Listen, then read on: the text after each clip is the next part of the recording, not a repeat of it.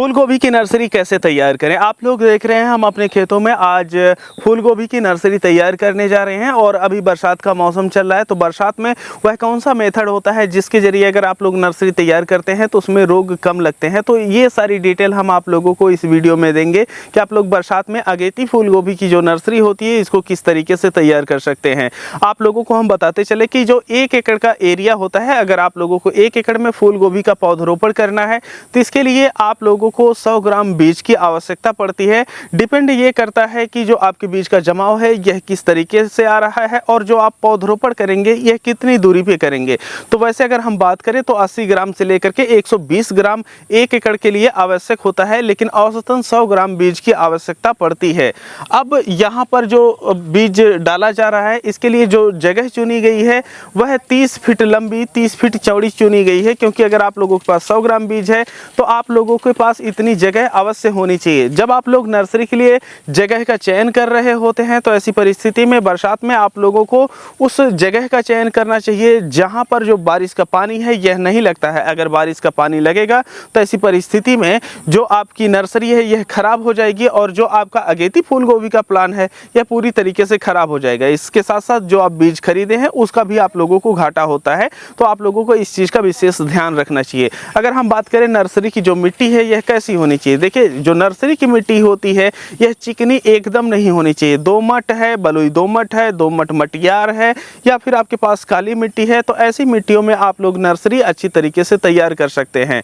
और यहाँ पर जब आप लोग स्थान का चयन कर लिए हैं, मिट्टी जान चुके हैं, तो नर्सरी में सबसे पहले आप लोगों को एक बार गुड़ाई कर देना है। गुड़ाई करने के पश्चात उसे आप लोगों को समतल कर देना है। अगर आप लोगों के पास गोबर की शुद्ध की हुई खाद है जिसमें फंगीसाइड आप मिक्स कर देते हैं, इतने एरिया के लिए आप लोगों को लगभग 50 केजी गोबर की खाद की आवश्यकता होती है, जो कि 6 माह से पुरानी होनी चाहिए। उसमें आप लोग 20 से 25 ग्राम जो हमारी कार्बेंडाजिम मैंकोजेब फंगीसाइड आती है उसे मिक्स करके डाल देना चाहिए, ताकि जो हमारी मिट्टी में फंगस है वह हमारे पौधे को नुकसान ना पहुंचाए। और फिर जो हमारी खाद होती है उसे पूरे खेत में बिखेर करके हल्की सी गुड़ाई करके फिर पाटा लगा देना चाहिए। अब हमारा खेत पूरी तरीके से समतल हो जाता है।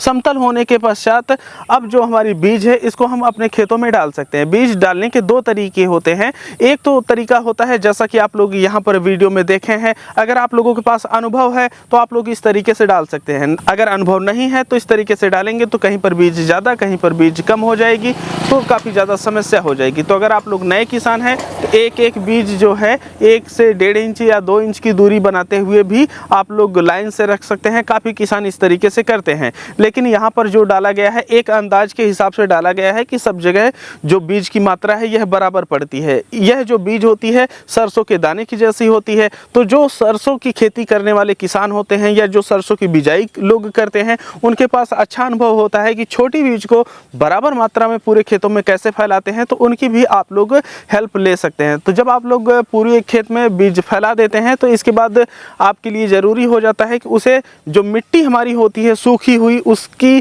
हल्की परत एक डाल देना। अगर जो आपकी मिट्टी है वह गुड़ाई करने के बाद ढेले नहीं बना रही है, मिट्टी जाम नहीं हो रही, तो ऐसी परिस्थिति में आप एक बार हल्की दोबारा से गुड़ाई करके फिर से पाटा लगा सकते हैं। लेकिन अभी जो हमारी मिट्टी है यह काफ़ी ज़्यादा गीली है, इसे हम गुड़ाई नहीं कर सकते हैं। तो एडवांस में ही हम सूखी मिट्टी रखे हुए थे अपनी नर्सरी के लिए, तो वही सूखी मिट्टी हम यहाँ पर डाल रहे हैं। और जो सूखी मिट्टी की हमारी मोटाई होनी चाहिए यह तकरीबन आधा सेंटीमीटर होनी चाहिए। तो इतनी मोटी मिट्टी यहाँ पर हम बिछा देंगे और उसके बाद जो हमारी नर्सरी का काम है यह कंप्लीट हो जाता है। अब जो इसके बीज हैं यह 5 से 6 दिन में जमाव लेने लगेंगे और उसके बाद जा कर के पौधे अच्छी तरीके से ग्रो करेंगे। तो आप लोग आवश्यकता के हिसाब से इनकी सिंचाई कर सकते हैं। लेकिन बरसात के मौसम में जो नर्सरी तैयार की जाती है उसमें एक समस्या आती है, तना गलन और पौध गलन। तो उसके लिए आप लोग प्रोपिकोनाजोल 15 लीटर पानी में 10 ml मिला करके अपनी नर्सरी में स्प्रे कर सकते हैं, जिससे जो आपकी नर्सरी में तना गलन या पत्ती गलन या पौध गलन होती है यह पूरी तरीके से रुक जाएगी और आपकी जो पौध है यह स्वस्थ पौध तैयार हो जाएगी, जिससे आप पौधरोपण कर सकते हैं। तो ये तरीका था कि आप लोग नर्सरी किस तरीके से फूल गोभी की तैयार कर सकते हैं, वह भी बरसात के मौसम में।